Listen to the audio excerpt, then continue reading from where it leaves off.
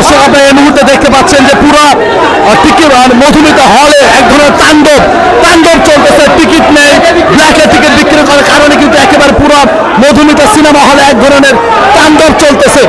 দর্শক আমরা একটু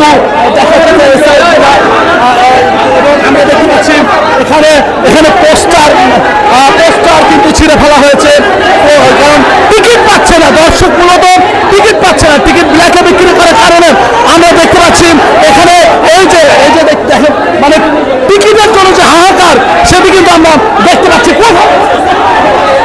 এই মুহূর্তে আপনাদেরকে দেখানোর চেষ্টা করছি দর্শক টিকিট না পেয়ে কিন্তু ক্ষিপ্ত হয়ে এখানকার যে পোস্টারে একটা ডিসপ্লে ছিল সে পোস্টারে গ্লাস ভেঙে ফেলেছে এবং পোস্টার ছিঁড়ে ফেলেছে শুধুমাত্র ব্ল্যাকে টিকিট বিক্রি করার কারণ। এবং 200 টাকার টিকিট 700 টাকা, আবার 120 টাকার টিকিট 300 টাকা নেওয়ার কারণে আমরা ইতিমধ্যে দেখানোর চেষ্টা করছি। আবার কিন্তু লেগে গেছে অলরেডি।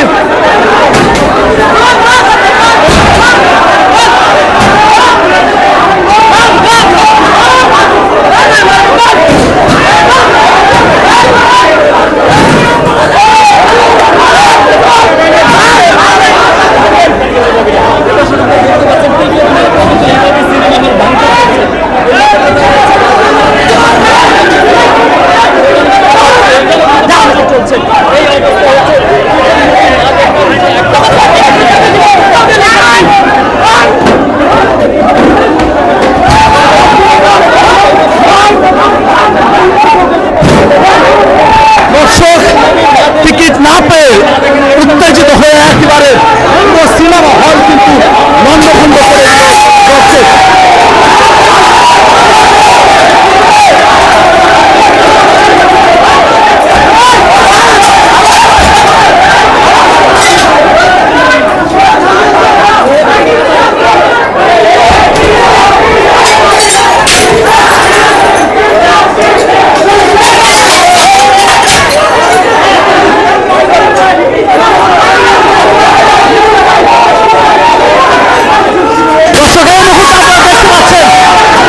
সিনেমার টিকিট না পেয়ে পুরো হল মধুমিতা সিনেমা হল একেবারে ভাঙচুর করে একেবারে লন্ডভন্ড করে দিয়েছে।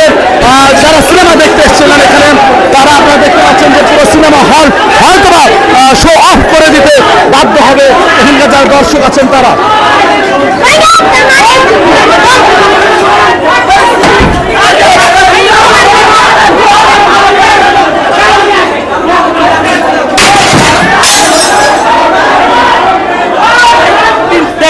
টিকিট 300 টাকার টিকিট ডাবল করে ফেলছে ভাই, এটা একদম অনিয়ম ভাই, এটা কেউ সহ্য করার মতন না ভাই।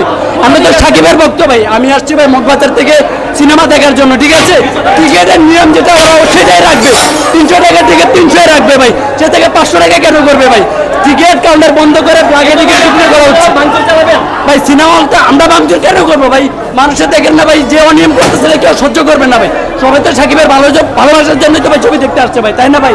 এটা তো একদমই অনিয়ম ভাই, এটা কেউ বিশ্বাস করবে না ভাই। আর সিনেমার যে একটা কর্তৃপক্ষের যে দায়িত্ব, সে দায়িত্বটা পালন করতে পারিনি।